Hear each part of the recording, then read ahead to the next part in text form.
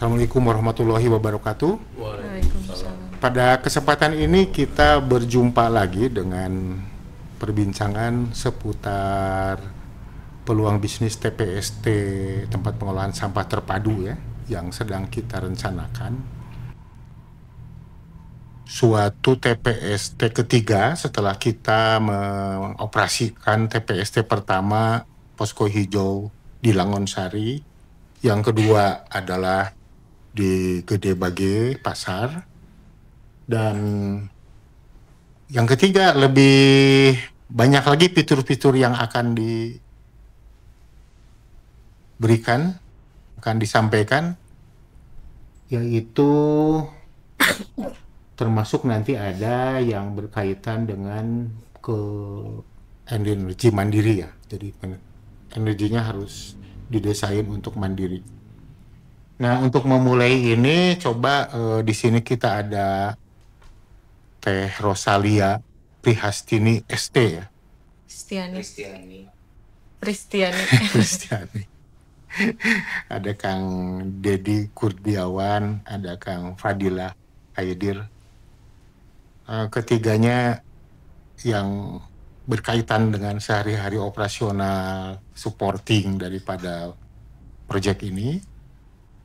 Silakan Rosalia ya untuk menyampaikan analisa bagaimana mungkin banyak orang ingin tahu kalau membangun suatu TPST itu ada prospek keekonomiannya seperti apa kan? Dari gambaran analisa revenue cost ini bisa disampaikan ya, silakan. Jadi untuk di TPST ketiga ini itu direncanakan input sampah per harinya adalah 50 ton.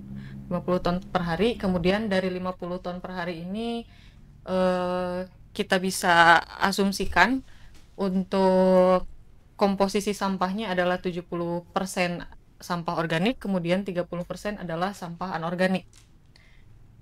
Kalau diangkakan dari 50 ton itu sebesar 35 tonnya adalah sampah organik, kemudian 15 tonnya adalah sampah anorganik. Kemudian dari angka-angka tersebut, kalau kita melihat ke analisa RC ini, ada breakdown-nya lagi.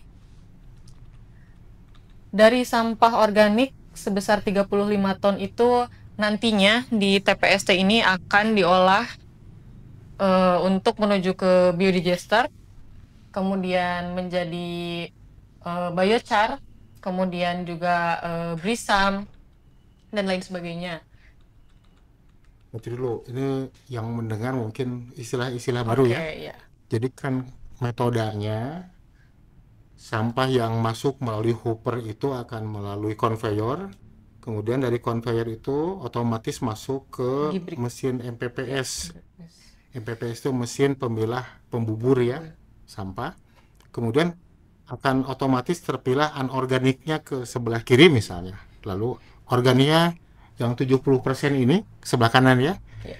Nah, untuk bisa diperas kemudian menjadi bagian cair itu adalah karena ada penambahan air sehingga akan menjadi 70 ton. 70 Karena ton. Betul. 70% dari 50 ton, 35 ton menjadi 70 ton ya. Karena ada 70. penambahan air juga ya. Ya, karena untuk syarat digester, ujungnya menuju digester. Nah, kemudian bagian cair ini akan menjadi masuk ke dalam digester dari hasil pemerasan dewatering separator ya, maksudnya ya. Betul. Kemudian bagian padatnya yang masuk ke biochar Ya. atau menjadi arang bio setelah diproses teknologi pirolisis. Begitu ya, saya? Ya, betul. Oke, lanjut. Mungkin dilanjutkan lagi ya, Pak. Jadi dari 70 ton ini masuk ke dewatering, 45 tonnya masuk ke biodigester. Kemudian yang bahan padatnya sebesar 21 ton ini ada yang menjadi biochar di proses pirolisis. Ya, produknya adalah biochar. Kemudian ada juga yang dijadikan sebagai briket sampah sebesar 2,1 ton. Kemudian ada alga juga 1 ton dan food waste 3 ton. Kemudian untuk sampah anorganiknya yang telah terpisah adalah sebesar 15 ton, itu ada eh, 1,2 ton akan menjadi bahan untuk briket sampah juga. Kemudian ada 5 ton plastik yang nanti di TPST ini akan melalui proses pemulihan material plastik. Kemudian sekitar 57%-nya itu akan diproses juga di mesin pirolisis agar menjadi arang briket. Kemudian 1%-nya itu kaleng nanti akan melalui proses pemurnian aluminium, begitu. Kemudian ini untuk kelanjutannya. Dari proses pencucian plastik dan pemurnian aluminium ini nanti akan ada penyusutan sebesar 20% sehingga dihasilkan sampah akhirnya itu menjadi 4 ton dan 0,12 ton untuk aluminium. Kemudian direncanakan juga di TPST ini untuk bahasanya disimpan ayam gitu ya, ternak ayam. Budidaya ayam. Nah, di budidaya ayam gitu. Ada budidaya ayam sekitar 2.000 ekor.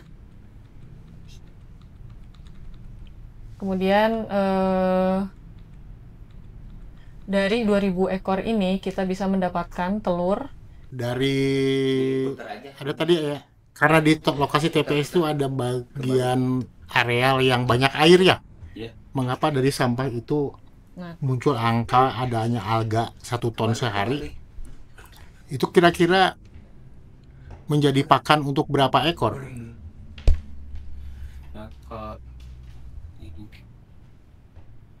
Kalau apa namanya 1 ton sehari ya yang dihasilkan dari alga itu kan 1 ton itu menjadi pakan itu sekitar 6 ton ya, 6 ton pakan. 6 ton itu 1 ton basah itu kan kering itu menjadi 100 kilo. Nah 100 kilo kering dari alga itu dipomulasikan membutuhkan menghasilkan pakan sebesar, Kan ada food waste kan 3 ton. ya ada Misal. food waste 3 ton, berarti 3 ton itu jadi 3 ton food waste dengan 1 ton alga itu akan berpotensi menjadi pakan sebanyak 600 kg gitu ya. 600 kg. Jadi dicampur dengan bahan-bahan lain seperti konsentrat, jagung dan vitamin lain-lain. Nah 600 kilo itu Berkemampuan memberikan itu memberikan pakan kisar 6.000 ekor. 6.000 ekor. 6.000 ekor. Oke, dari 6.000 ekor nanti akan muncul pendapatan adalah 90% misalnya kan, Ya. adalah berupa telur sebanyak 90% ya, kali 6.000 atau 5.400 butir. Ya. Di sini angkanya berapa? Mana? Telur ayam. Atau setara dengan kalau kilogramnya itu dibagi 17 butir ya per kilo, akan keluar 317 17 kilogram telur per hari. per hari. Oke, ya begitu. Silakan Sa, kembali Eca. Oke, dilanjutkan mungkin tadi karena di TPST ini ada proses anaerobik digester, ada proses sampah masuk ke dalam digester, yang mana salah satu produknya adalah biometan, biogas. Di sini didapatkan sekitar 918 meter kubik gas. Kemudian gas yang dihasilkan ini bisa kita konversi ke dalam listrik sebesar kurang lebih 2.689 kWh per hari. Kemudian dari proses pengolahan sampah di biodigester juga kita dapatkan slari organik, yaitu sebesar 45.900 liter per hari. Kemudian selain diproses di anaerobic digester, itu kita juga tadi ada sampah yang melalui proses pirolisis sehingga menghasilkan biochar atau arang bio itu sebesar 6.300 kg per hari. Kemudian dari sampah anorganik yang juga masuk ke pirolisis itu sebesar 8.650 hari arang yang dihasilkan dari proses tersebut. Kemudian ini ada dua ya, ada char anorganik, kemudian ada karbon char. Kalau karbon char ini dari plastik. Karbon char ini dari plastik itu dihasilkan 2000 kg per hari. Kemudian dari proses pirolisis juga menghasilkan gas atau yang bisa disebut syngas juga, itu sebesar 3000 liter per hari. Kemudian untuk ini, karena tadi ada sampah juga yang diproses untuk dijadikan briket sampah, itu dihasilkan sebesar 1650 kg untuk bahan bakar biomasa. Kemudian ada juga briket sampah untuk industri sebesar 825 kg dan briket sampah untuk UMKM sebesar 825 kg.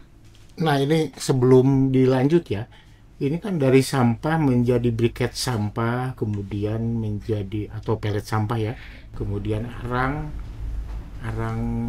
bio ya, dan termasuk ada arang anorganik ya. Ya. Mungkin Pak Dedi bisa lebih menjelaskan bagaimana proses konversi dari sampah menjadi briket sampah, jadi arang briket. Tadi sudah terbahas belum yang plastik biji belum? Oh, belum. Oke, yang briket dulu ya. Ya, terima kasih. Mungkin saya jelaskan mungkin dari atas dulu ya, yang pembagian 2,1 yang bahan sampahnya dulu. Nah, untuk buat bahan bakar biomasa ini, briket sampah atau pelet sampah, itu komposisinya itu 60 banding 40. Itu antara 60-nya organik, lalu 40%-nya itu anorganik. Nah, di situ mungkin saya jadi totalnya itu 3,3 itu bahan bakunya. Nanti setelah melalui proses pencacahan lalu pencetakan, nanti ditambah juga dengan bahan aditif R4 sehingga bahan aditif ini memberhentikan proses pembusukan dari organik gitu kan ya, di proses ada biodegradasi ya. Jadi itu untuk membusukan proses pembusukan, juga mempercepat kadar air itu turun. Nah, itu hasilnya nanti setelah kadar air di bawah 20% gitu kan, yang sudah layak bakar gitu kan, itu jadi 50% susutnya jadi 1,65 yang ke bawah ya. Yang tadi itu. Nah, berarti 1650 kg dari sampah 3,3 ton, 3.300 itu. Nah, ini dialokasikan untuk nanti penjualan ke industri itu 50%. Nah, itu 50% itu nanti diralat. Oh iya. Yang sebelah kirinya. Tulisan itunya ya. Lalu untuk pelet sampah UMKM itu nanti 50% juga 825 kilo, 825 kilo. Nah, pelet sampah atau briket sampah itu bentuk pemadatan aja gitu. Jadi tapi satu mesin cetak itu nanti ada 2 corong. Satu corong untuk jadikan bentuk pelet sampah, satu corong untuk jadikan briket sampah. Di mana sampelnya? Nggak ada di sini ya? Sampel briket sampah itu. Ada, Pak. Coba dilihatkan kepada para pemirsa nih. Nah, ini ya. Bagaimana Pak Dedi bisa menjelaskan bahwa briket sampah ini kan dibuat dari sampah, tetapi bisa menjadi kandungan kalori tinggi. Bagaimana ceritanya? Dan berapa kalori yang bisa didapatkan? Nah, ini pelet sampah ya kan. Sampahnya ini itu tadi 60% organik, 40% anorganik. Setelah melalui proses pencacahan menjadi ukuran tertentu, itu nanti dicampur dengan aditif R4. Aditif R4 ini juga bisa memproses diapers, pampers ya, popok gitu. Dulu sebelumnya itu waktu aditif R3 itu tidak mampu untuk memproses yang popok atau pampers. Sekarang dengan aditif R4 ini bisa popok pampers. Lalu 1 kilogram cacahan itu butuh aditif R4-nya 0,65%. Lalu kita campur dengan perekat, bisa dari tapioka. Tapiokanya bukan ya tapioka BS lah ya. Bukan tapioka untuk buat cireng, untuk makanan gitu. Atau nanti di suatu tempat punya lahan untuk bisa ditanami singkong, ya bisa dari singkong gitu ya. Nah itu. Nah, setelah sampah pagi hari, siang atau sore itu sudah berbentuk pelet atau briket yang masih kadar airnya masih di sekitar 30-40% lah.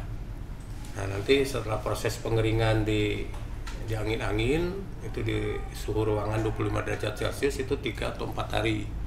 Dijemur dengan matahari bisa 2 hari lah, tergantung nanti mataharinya, panas mataharinya. Atau nanti kita perlu pembuatan oven atau pengering, itu nanti ya, cepat untuk pengeringannya. Hasil ujinya berapa kandungan energi? Sebetulnya kalau kita nguji itu fair itu sama orang lain gitu kan. Kita pernah uji coba oleh pihak lain, yaitu boleh sebut ya, oleh Hejo Tekno. Hejo Tekno itu penguji di 4.600 kalorinya. Tapi kan nggak bisa fix kan, karena komposisi sampahnya beda-beda gitu kan, beda-beda karakter sampahnya gitu. Hanya kita mengekivalenkan aja, kita punya burner itu di lidah api itu suhunya itu bisa mencapai 1130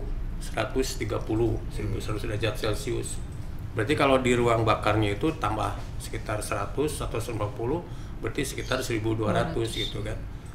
Nah kalau di ruang bakar 1200 derajat Celcius berarti dioksin furannya udah terurai ya kan. Nah itu bisa diekivalenkan di kalori 6000 lah kalau di ekivalen gitu ya. Kalau di lidah api, di flame itu udah mencapai 1100 gitu. Nah itu mungkin itu yang untuk itu penggunanya kan tadi misalnya kita dari TPST itu nanti adalah kepada konsumen klien industri kecil seperti misalnya industri kerupuk gitu ya, kerupuk, tahu ya. dan industri kecil menengah yang menggunakan sangat bergantung pada energi bahan bakar ya. Bahan bakar. Termasuk dalam konsep TPST kita kan akan ada circularity dari pupuk kompos yang diperoleh itu kepada petani nilam misalnya kan. Ya, betul. Nanti kan kita harus memasak nilam yang kalau per 100 kg bahan penyulingan atau destilator itu dibutuhkan 10 kubik kayu bakar. Nah kalau Pak Didi bisa menghitungkan kalau dari 10 meter kubik kayu bakar pada kisaran kalori berapa kayu bakar, menggunakan briket sampah jadi butuh berapa ya? Kalau pelet atau briket sampah menghitungnya mungkin sekarang kalau di destilator itu berapa lama? 12 jam. 12 jam. Berarti ini 1 kilo itu bisa 1 kilo pakai kompor biomasa kayak kemarin itu. Berarti 1 kilo itu untuk 2 jam. 1 kilo untuk 2 jam? 2 jam. Jadi kalau untuk 12 jam cuma berapa kilo? 6 kilo saja. Wah. 6 kilo. Nanti kalau misalkan harganya di 1.500 berarti tinggal 9.000 aja. Luar Karena biasa, kalau ya? pakai pernah diuji itu kan pakai gas melon yang 3 kg. Itu kan harganya 23.000 ya. Itu pakai kompor biomasa yang pakai briket pelet sampah ini hanya di 4.500. Karena hanya habis 3 kiloan. 3 kilo. Kalau itu kan 3 kilo gas melon itu 6 jam. Kalau terus menerus kan habis 6 jam. Ya, inilah keunggulan dan yang kita bicarakan kan ini bukan kan sudah dilaksanakan juga cuma di tempat terpisah-pisah ya. Ini kan mau disatukan di dalam TPST 3 ini untuk diintegrasikan menjadi suatu kesatuan manajemen TPST ya. Betul. Oke, Bisa aja nanti kan bahan biomasa ini juga bisa terserap sendiri oleh TPST gitu kan kayak tadi destilator kayak gitu. Iya, benar. Jadi mungkin energi ini tidak untuk terlalu diorientasikan dijual pun karena kita programnya misalnya kepada circular ekonomi menghasilkan patchouli oil dari nilam ya misalnya. Oke, silakan Ocha dilanjut. Kemudian selain tadi menghasilkan briket atau pelet sampah, itu ada juga yang bahan baku biji plastik mungkin ya Pak, tadi belum sempat dijelaskan juga ya mengenai pencucian aluminium dari kaleng dan biji plastik. Tapi di sini mungkin saya sebutkan untuk gambaran dari penghasilan gitu ya Pak. Ya, dari proses tersebut itu bisa didapatkan 16 juta per hari dari bahan baku biji plastik. Kalau 1 tahun itu jadi 5,7 M. Kemudian dari peleburan aluminium itu bisa kita dapatkan sekitar 6 juta per hari atau sekitar 2,1 M per tahun. Kemudian dari ternak ayam tadi kita bisa menghasilkan telur. Kemudian telurnya itu kita jual, itu bisa dapat sekitar 7 juta per hari ya kurang lebih.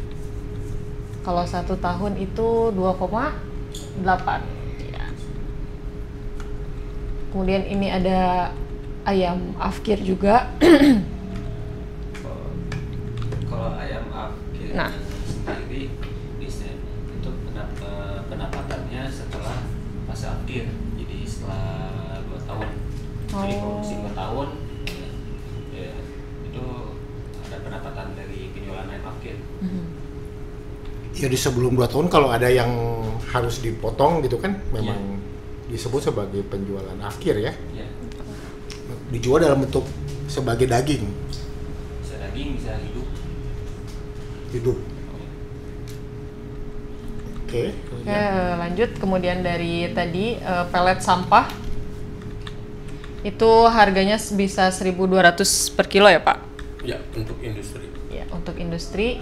Kemudian bisa didapatkan hasil itu sebesar 990.000 per hari, atau kalau dalam 1 tahun 361 juta per tahun. Kemudian untuk UMKM itu 1.400 per kilogram, maka bisa didapatkan sekitar 1,1 juta per hari atau 416 juta per tahun. Kemudian dari proses pengolahan sampah menjadi di dalam biodigester tadi itu kan menghasilkan listrik juga ya, karena dikonversi dari biogas menjadi listrik, itu bisa kita dapatkan sekitar 4 juta per hari atau 1,4.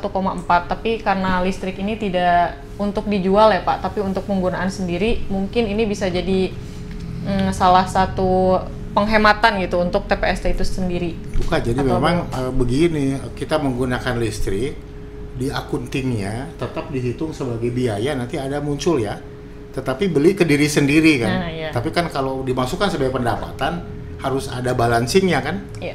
Di pengeluarannya juga adalah membeli listrik seolah-olah.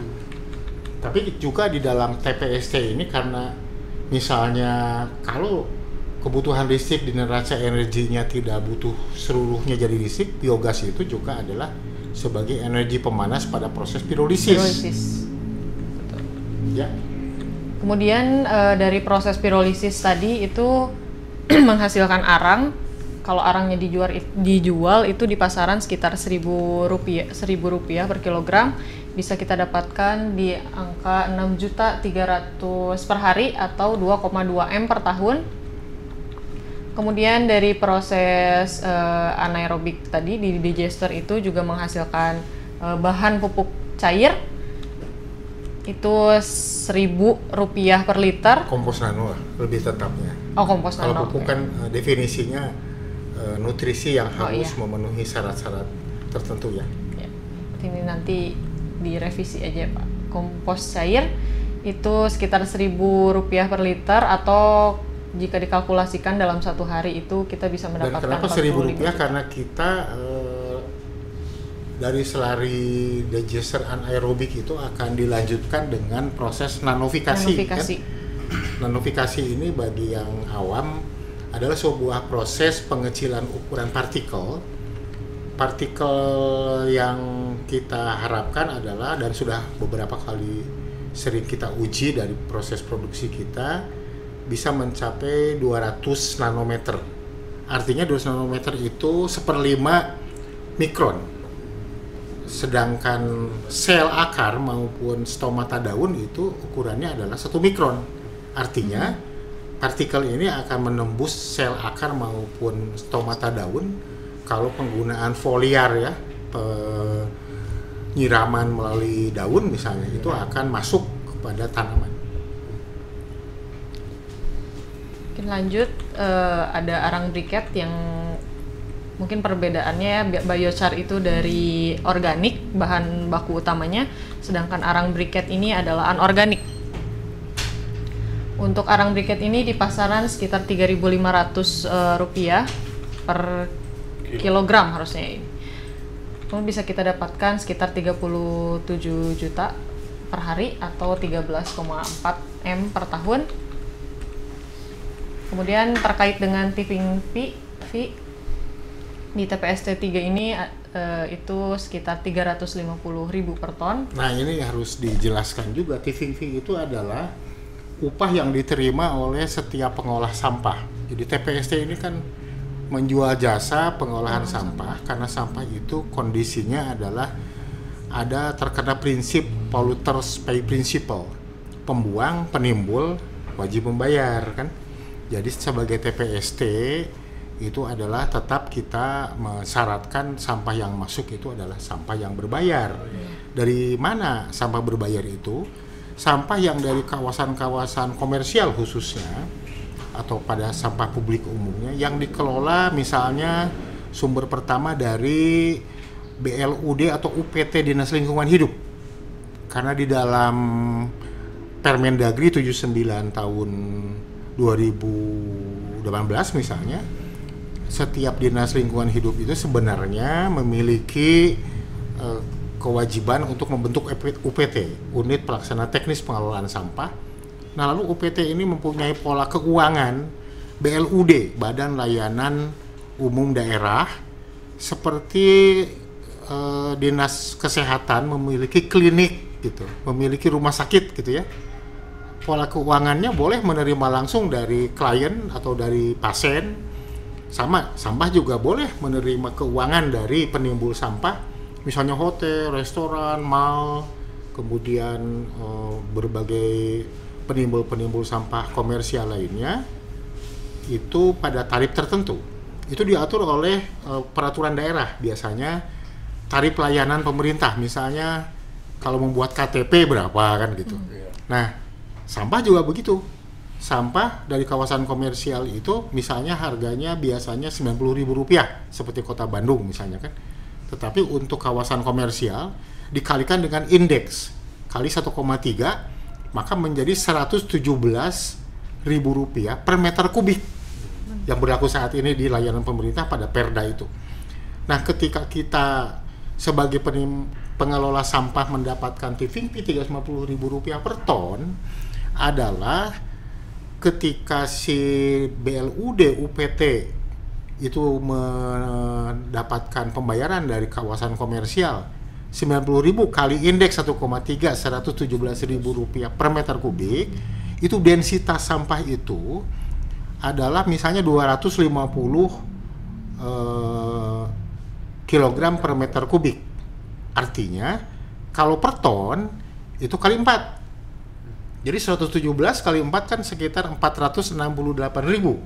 Nah, selisih 468.000 ke 350.000 adalah biaya untuk collecting, loading, unloading, mobilisasi ya.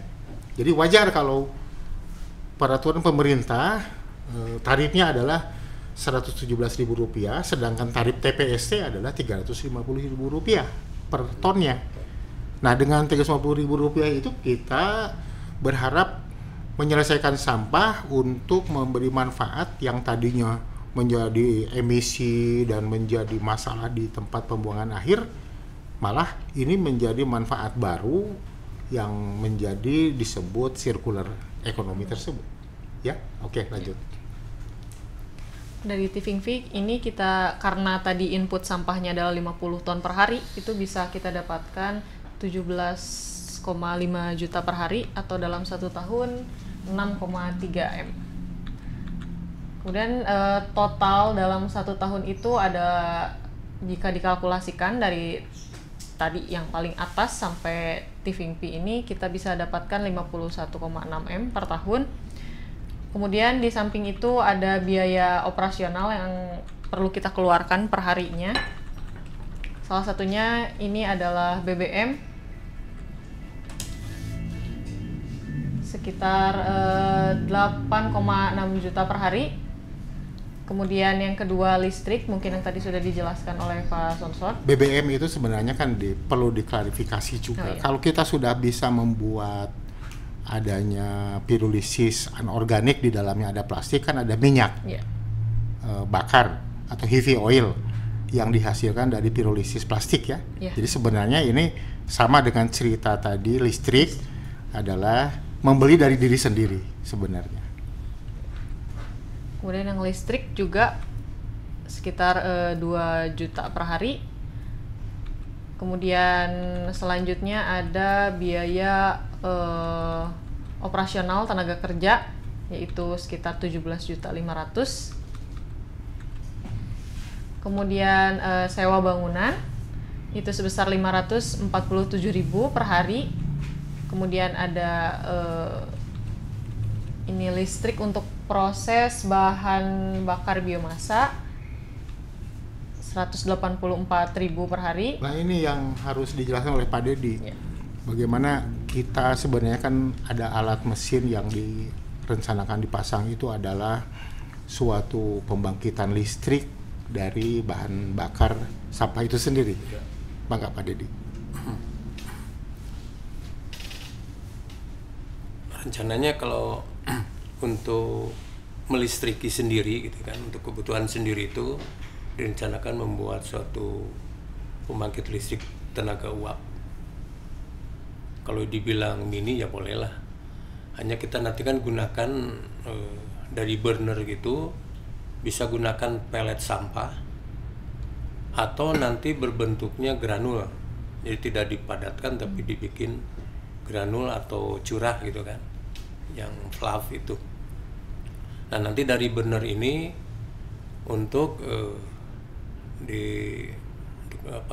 untuk boiler ya, untuk pembakaran di boiler, nanti uapnya diambil untuk menggerakkan turbin. Nah itu akan menghasilkan masuk generator, nanti akan menghasilkan listriknya untuk kebutuhan sendiri gitu kan. Nah kalau 1 jam itu 15 kilo burnernya. Hour. Enggak, 1 jam 15. untuk pembakaran. Oh, nanti kebutuhan kan bahan bakarnya. kebutuhan bakarnya. 15 Nanti kilo. kalau nanti tinggal menghitung nanti outputnya itu berapa kilowatt gitu kan, nanti untuk tergantung dari generatornya sendiri ya kan. Tapi kalau yang sudah dihitung itu pernah dihitung tuh 20 kilowatt hour itu berapa ya? Kalau dikalikan 1.500 ya. Rupiah ya. Dirupiahkan. Kalau rupiahnya 1.500 per kilowatt hour. Iya, itu.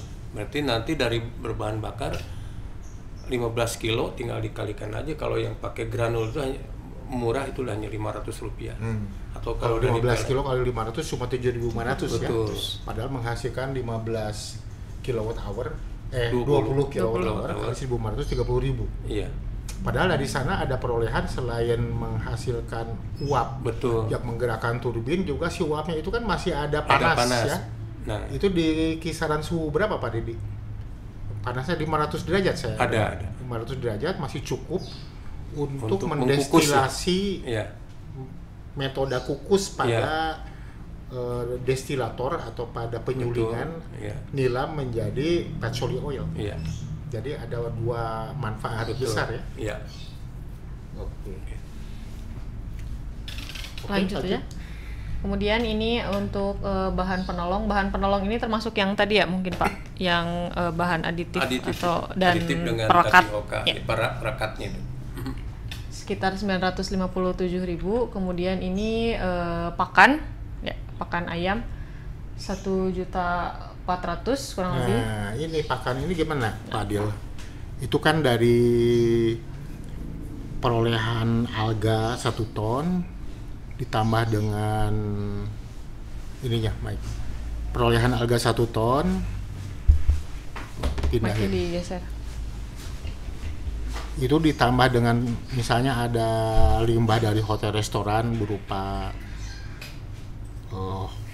food waste yang kandungan protein karbohidrat tinggi ya, itu akan menjadi pakan diformulasi sedemikian rupa, itu masih ada perlu penambahan ya. Kalau penambahan sendiri paling tambahan konsentrat, jagung dan vitamin.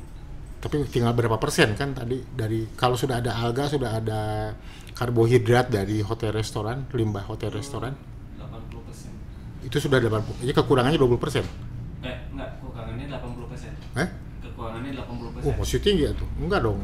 Kan tadi karbohidrat itu sumbangnya 3 ton itu sama dengan 30%. Kan alganya 100 kg. Kalau tambah dengan limbah hotel restoran adalah sebagai sumber karbohidrat 303 ton. Berarti ada di 200 kg lagi. Paling hanya penambahan di konsentrat. Ya, jadi berapa persen tuh penambahan konsentrat dari total pakan itu? Itu di 35%. Nah, itu 35% ya. Jadi kalau demikian, nanti harusnya di dalam analisa biaya ini muncul kebutuhan penambahan bahan lain untuk menjadi pakan yang bisa digunakan pada misalnya ternak ayam petelur ya. Sama vitamin. Tambah vitamin ya. Vitamin jadi nanti masukin di analisa pengeluarannya. Jadi ini kekurangan dikit ya, paling tidak terlalu signifikan sih memang, tetapi harus masuk sebagai biaya. Lalu si ayam itu dari pakan itu misalnya didapatkan total dari 1 ton alga tadi bisa mendapatkan pakan berapa kilogram per hari ditambah dengan limbah horeca tadi di 600 kilogram per hari ya. Itu berarti cukup untuk pakan ayam sebanyak, karena 0,1 ya konsumsi ayam itu 0,1 kilogram per ekor per hari ya. Jadi kita bisa mampu memberi pakan pada ayam sebanyak 6.000 ekor dari 600 kg pakan yang kita formulasi. Dan kalau 90%, kalau ayam ras misalnya kan itu bisa menghasilkan 90% kali 6.000 ekor adalah 5.400 butir. 5.400 butir itu setara dengan kalau dibagi 17 per kilonya 17 butir, maka akan keluar 5.400 dibagi 17 adalah 300 kilogram telur ya per hari. Ya luar biasa bagus. Oke, lanjut. Kemudian ini OVK tuh apa Pak? Itu obat vaksin kimia. Oh, udah masuk ya. Jadi ada obat yang diberikan di pakan, ada yang diberikan pada saat di luar makan. Oke. Untuk medikasi ayam. Itu sekitar 40.000 ya per hari. Kemudian ini selanjutnya tenaga kerja. Ya. Itu tenaga kerja. Jadi 2.000 ekor itu cukup dilakukan tenaga kerja 1 orang. Cuma karena di sini potensinya itu bisa 6.000 ekor, jadi ada sedikit koreksi, yaitu tenaga kerja dibutuhkan 2-3 orang. Selanjutnya ada ini listrik 20. Ya itu untuk kebutuhan yang pemrosesan pelet sampah itu kan. Nanti digabungkan aja. Ya. Dengan Ini yang listrik. Ya, semua listrik digabungkan. Cuci plastik juga. Kalau overhead ini maksudnya apa Pak? Overhead Ya itu biaya-biaya lain. Biaya lain-lain. Signifikan. Yang signifikan Kemarin aja tuh. harusnya dikoreksi yang itu kan udah dimasukin. Ini yang signifikan. Yang lain-lain yang tak terduga. Masih penggabungan kemarin belum digabung. Itu hitungan yang belum digabung. Sekarang kalau udah digabung itu Oh jadi ini. dikeluarkan. Oh iya. Mungkin asuransi. Kemudian selanjutnya ada listrik untuk proses cuci plastik 975.000. Kemudian ini ada bahan baku kaleng minuman. Nah, itu harus dijelaskan. Asumsinya ini kalengnya Kalengnya kan. Ini untuk pada saat kondisi asumsi tidak ada lalu tidak kita ada kaleng. menerima Iya, betul. menerima setoran kaleng bekas limbah itu ya. Iya. Berarti kalau misalkan di dalam 50 ton itu terdapat kaleng, kaleng, berarti ya. ini bisa jadi tidak ada ya Pak biaya ini. Ya kalau mungkin kira-kira dapat nggak kalau misalkan 150 kilo dari 50 ton itu ada nggak kaleng gitu kan? Atau sudah diambil sama pemulung atau gimana? Gitu. Kita nggak tahu. Tukang logam. Kemudian selanjutnya ini bahan bakar untuk peleburan Ya. kaleng aluminium. Bagaimana proses peleburan kaleng aluminium itu, Pak Dedi? Ya. Bisa dijelaskan peleburan kaleng itu prosesnya? Oh iya. Jadi si kaleng minuman itu kan sebetulnya kan bahannya itu udah duralium ya kan. Kaleng minuman itu, satu kaleng minuman itu beratnya itu di sekitar 15 gram. Jadi kalau 1 kilo itu di 70 kaleng, 65 atau 70 kaleng gitu kan. Nah itu kita akan lebur. Kita punya cawan leburnya itu kemampuannya itu 50 kg itu dalam waktu 2 jam. Bahkan lebih 60 kilo, tapi saya ambil aja yang proses 2 jam peleburan itu 50 kilo. Jadi kalau kita 7 jam kerja, 1 jam persiapan, 6 jam bagi 3 ya, 3 kali 50, 150 kg dari bahan minuman kaleng itu. Nah setelah proses peleburan itu nanti ada nyusut 20%. Nyusut 20%. Nah bahan bakarnya ini itu 1 kilogram pelet atau briket sampah itu untuk 1 kilogram kaleng minuman. Jadi kalau kaleng minumannya 1 kilogram, berarti bahan bakarnya 1 kilogram. Jadi kalau misalkan kita melebur 150 kilogram, berarti 150 kilogram kali 1.500, maka dia dapat 225.000. Itu. Nah ini proses peleburan kaleng minuman ini sebetulnya sungguh sangat luar biasa dibanding kalau kita menambang menghasilkan aluminium dari nol. Ini kita sudah mengirit 95% energi kalau diambil dari kaleng minuman. Tinggal 5% aja. Buktinya mana? Buktinya itu tadi kan bahan bakarnya. Dibandingkan kalau mengolah dari awal, dari nol. Awal ya? Iya. Jadi inilah yang namanya material recovery. Betul. Pemulihan material ya. Iya. Luar biasa, bagus. Ya. Ini saya ngitung secara umum teori. Jadi teori itu diantara 2 jam itu dia 50 kg. Tapi kita punya burner ini bisa 1100 derajat Celcius, mungkin dalam waktu 2 jam mungkin bisa lebih gitu. Tapi saya ngambil secara teoris saja, itu kalau 2 jam itu 50 kg tuh biasanya untuk peleburan kaleng itu. Saya ngambil dari literatur. Okay. Kalau di lapangan kemarin waktu di Lembang itu mereka ngolah itu tidak pakai ngukur-ngukur, pokoknya masuk aja ke dalam cawan peleburan itu. Nanti mungkin di TPST kita akan ada perhitungan lah. Ya, makasih. Ya. Kemudian dalam 1 tahun ini untuk biaya hariannya itu kita dapatkan 12,8 M per tahun. Biaya hariannya 35 juta ya? Iya, biaya perhariannya 35 juta. Dikalkulasikan dalam 1 tahun 12,8 M. Kemudian ini total pendapatan di atas tadi yang 51,6 M, kemudian dikurangi dengan biaya pengeluaran per tahun itu ada selisih 38,8 M. Mungkin bisa ya itu kan masih angka margin kotor namanya ya. Betul. Di dalam suatu usaha itu kita kan belum bicara depresiasi, belum ada namanya fixed cost, manajemen, pajak-pajak dan lain-lain. Jadi ini bukan merupakan laba bersih, ini adalah laba operasi. Lalu di sini ada muncul berapa capex.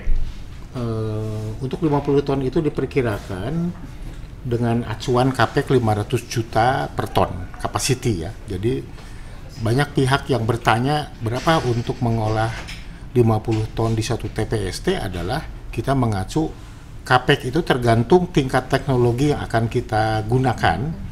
Itu dimulai dari 500 juta. Jadi banyak pihak yang kalau mengolah sampah 1 ton itu butuh modal investasinya itu yang seharusnya ya sekitar 500 juta. Nah, lalu ada yang berkomentar, wah mahal ya. Begini, di dalam beberapa proyek yang sudah ditenderkan atau yang sudah berlangsung, misalnya di TPST skala besar, contoh Legok Nangka di Bandung, itu 3,1 triliun budgetnya untuk kapasitas mengolah 2.500 ton per hari. Nah, kalau kita ambil kasar-kasarannya kan itu sama dengan 3,1 T dibagi 2.500 ton itu, 1 tonnya itu akan ada 1,3 miliar rupiah. Tetapi karena itu teknologi yang berbeda, nah tinggal kan sekarang persepsi kita terhadap CAPEX ini itu menghasilkan listrik misalnya. Lalu kalau ini menghasilkan banyak produk yang bisa diputarkan lagi di dalam sirkularitas ekonomi, berbeda dengan yang single product menjadi listrik. Dan itu pun sekarang memiliki banyak kendala karena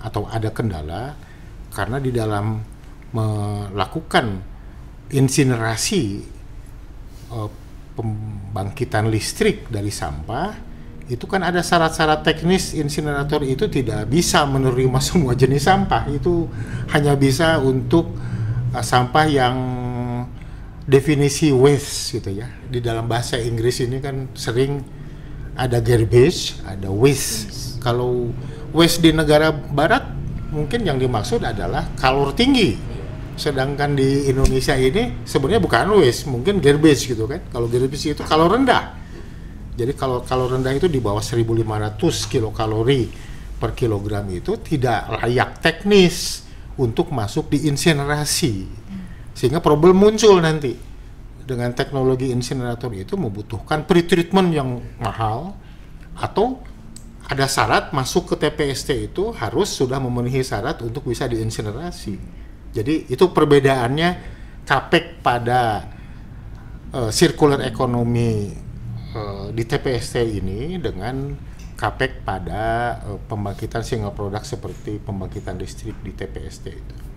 Demikian. Lanjut, silakan Ocha. Udah Pak, selesai. Oh, untuk udah pembahasan analisa RC.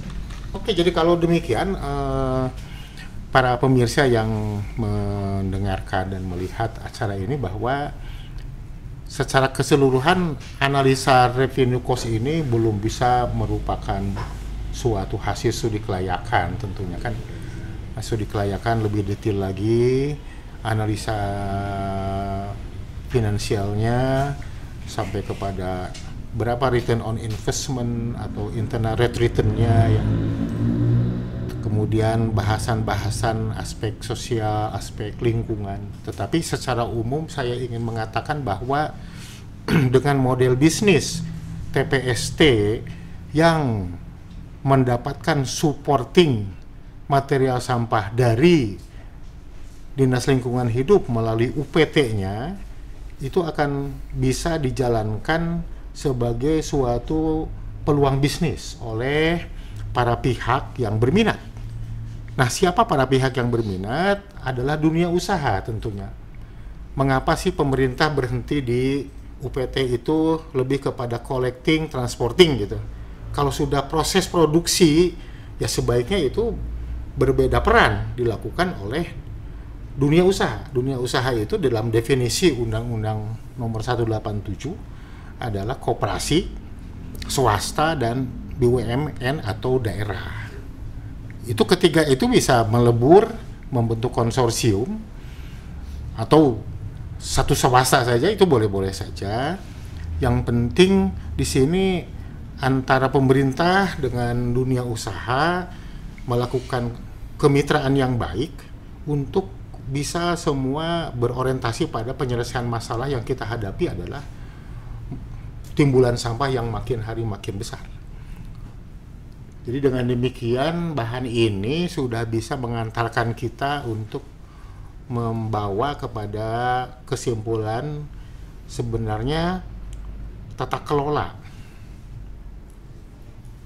persampahan nasional dapat didekati dengan cara-cara pembangunan TPST yang terdesentralisasi dalam skala-skala yang misalnya 10 ton, 20 ton, 50 ton ya sampai maksimal 100 ton, sehingga mempunyai kemanfaatan di luar pendapatan ekonomi adalah juga radius layanan, bukan desentralisasi satu kabupaten kota, tetapi misalnya kalau 50 ton itu mungkin hanya satu kecamatan gitu ya, di daerah tertentu adalah kecamatan, atau bahkan satu kawasan komersial, perumahan, real estate gitu, atau pabrik tertentu gitu. Itu ada yang hasilnya bisa sampai 50 ton. Nah, pendekatan seperti inilah yang diusulkan oleh ide-ide bagaimana kita membangun TPST sebagai bagian daripada ikhtiar penyelesaian masalah sampah. Kemudian lagi yang menarik ya dari sini adalah peleburan pemulihan material ya. Tadi bagaimana kita dari limbah-limbah kaleng yang mengandung duralium itu sesungguhnya ikhtiar material recovery yang lebih efisien dibanding kita mengekstrak dari bahan aluminium ya. Bahan mentah aluminium, energi yang dibutuhkannya 20 kali lipat dibandingkan dengan kita mengolah dengan memulihkan material dari bahan limbah. Kemudian yang menarik lagi kan di sini adalah bagaimana limbah hotel restoran plus adanya misalnya di kawasan TPST itu ada potensi untuk ditanami alga, sehingga di samping membuat arsitektural ya lebih green juga karena alga itu merangkap CO2, menyegarkan lingkungan dan kemudian menghasilkan karbohidrat dan juga ada sedikit protein dan lemak ya.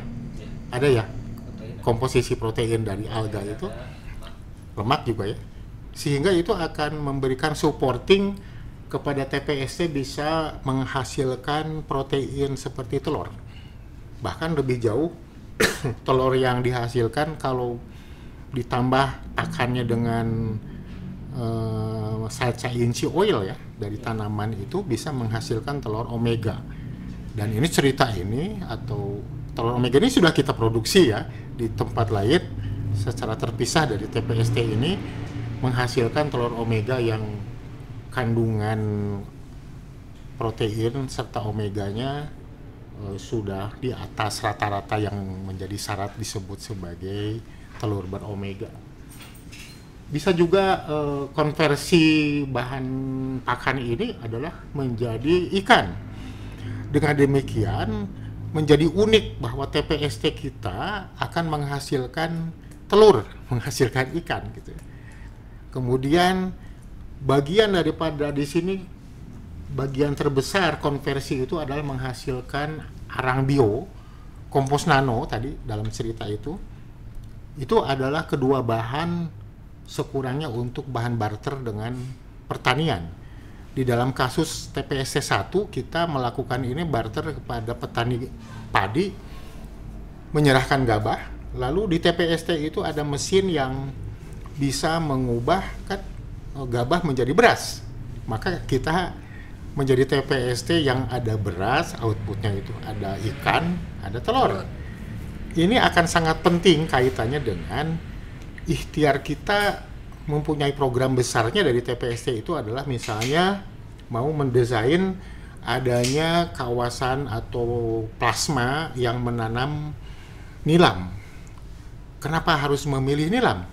Karena nilam yang diambil manfaatnya selama ini oleh banyak pelaku itu hanya 4% berupa minyak patchouli oil. Artinya 96% adalah limbah yang selama ini terbuang. Nah, oleh TPST kita itu akan 100% dimanfaatkan karena limbah padatnya nanti akan jadi arang bio, sedangkan cairan pada proses penyulingan itu akan menjadi bahan kompos nano. Dengan demikian kita bisa memanfaatkan 100% tanaman nilam itu untuk kembali lagi ke kebun ya. Kemudian nilam itu juga adalah proses menjadi patchouli oil membutuhkan energi yang sangat besar Pak Dedi. Nah, dengan adanya briket sampah kita bisa menggantikan bahan bakar kayu yang sangat tinggi penggunaannya karena untuk menghasilkan nilam yang baik itu sering para pelaku berhenti di 8 jam untuk menghemat bahan bakar. Karena pertimbangannya itu netesnya sudah sedikit, Pak, katanya gitu kan. Padahal di tetesan-tetesan makin jam-jam terakhir, walaupun kecil, itu pengaruhnya terhadap kadar PA, patchouli oil.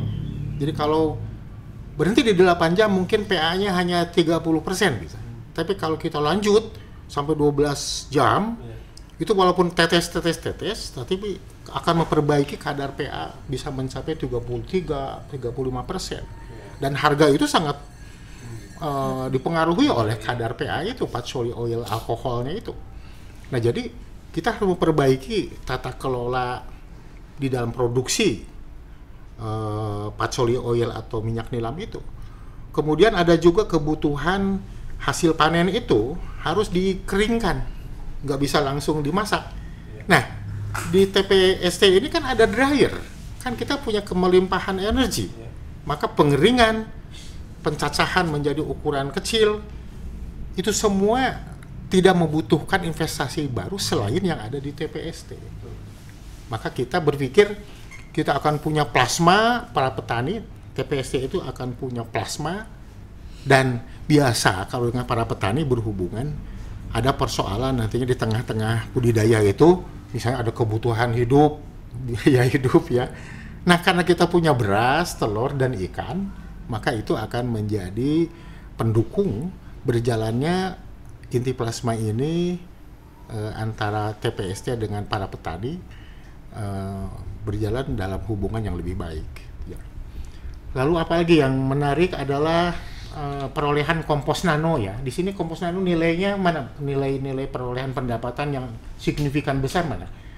Nilai pendapatan terus ke bawah. Mana yang terbesar? Apa saja, Ocha? Pendapatan terbesar selain itu apa? Dari telur, kemudian dari kompos nano berapa?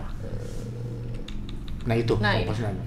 Kompos nano kan ini besar, 16 miliar gitu ya. Banyak pihak yang belum mungkin mengetahui bahwa kompos nano itu adalah sebuah ikhtiar kita untuk memperkenalkan kepada masyarakat suatu material untuk memperbaiki tanah, kondisi tanah kita yang sakit, menghasilkan produktivitas pertanian yang rendah. Jadi bukan pupuk. Kompos nano bukan pupuk. Kalau pupuk itu didefinisikannya adalah nutrisi yang disuapkan gitu ke tanaman. Sedangkan kompos nano itu memperbaiki lingkungan tanaman, tanahnya terutama itu. Karena kalau tanahnya baik, tanaman akan sehat dan produktivitasnya akan bagus. Demikian juga arang bio. Arang bio adalah kandungan karbon tinggi yang sehingga nanti di dalam aplikasinya ini juga bukan pupuk tetapi bisa menaikkan panen karena memperbaiki CN tanah, kandungan C organik tanah, sehingga tanah yang subur biasanya berwarna hitam, bukan berwarna, nah itu akan menaikkan produktivitas juga. Oke, apalagi yang pendapatan besar dari TPST ini? Telur ayam sudah terbahas. Arang briket. Arang briket dari anorganik, pirolisis anorganik mana? Arang briket ini, iya Pak, paling besar. Nah, arang briket menempati posisi pendapatan dalam TPST ini paling besar, nomor 2. Dari 50 ton sampah itu 13,4 miliar ya. Arang briket kan diperoleh dari proses pirolisis atas material anorganik yang memang secara bahan baku juga sudah punya potensi kalor yang tinggi ya. Ketika dipirolisis itu akan mengeluarkan seperti jenis-jenis plastik, itu akan terdekomposisi secara termal, berubah menjadi fasa gas. Gas itu lalu dikondensasi kan, sehingga menjadi minyak. Tetapi ada banyak bagian juga yang gas itu secara imanen tidak menjadi minyak, tetap gas seperti syngas, CO, hidrogen, propan. Nah itu yang mau tidak mau harus dilangsungkan masuk ke burner atau kepada generator sehingga dikonversi menjadi energi panas maupun energi listrik. Sedangkan material padatnya adalah char yang arang, yang kalau dilanjutkan dengan dibriketisasi itu akan menjadi arang briket. Arang briket ini berpotensi dari beberapa pengalaman kita memiliki energi pada 6.000-an kilokalori ya per kilogramnya.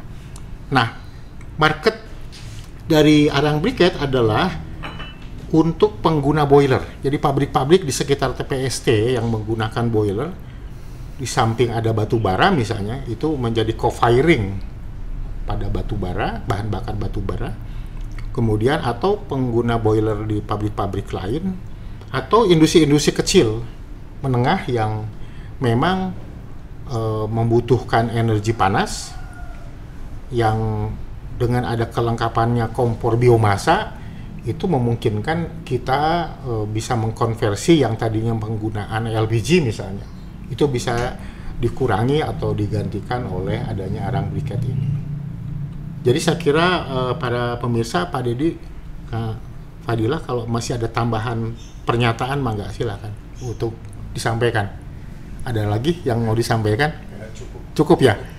Kalau cukup, para pemirsa sekalian, kita sudah berusaha untuk membedah bagaimana suatu TPST yang direncanakan ini memiliki analisa pendapatan, analisa biaya yang bisa dijadikan bahan dari para pemirsa sekalian untuk membuat pertimbangan-pertimbangan di dalam keputusan menyelenggarakan suatu TPST sebagai bagian daripada ikhtiar kita bersama mengatasi masalah timbulan sampah yang secara nasional itu makin mengkhawatirkan karena ikhtiar-ikhtiar mengkonversi sampah kelihatannya terkendala oleh banyak hal ya. Kalau dibawa ke skala besar terlalu besar, juga masalahnya banyak. Lalu kalau dibiarkan menjadi gerakan masyarakat, kan secara undang-undang juga sampah itu adalah kewajiban pemerintah. Jadi sebenarnya masyarakat tidak usah ikut pusing gitu. Kalau pemerintah tidak mampu, ya mari serahkan kepada hubungan dengan para swasta, dunia usaha secara profesional. Demikian ya, terima kasih atas perhatian semua. Mudah-mudahan kita bisa berjumpa lagi. Assalamualaikum warahmatullahi wabarakatuh. Waalaikumsalam.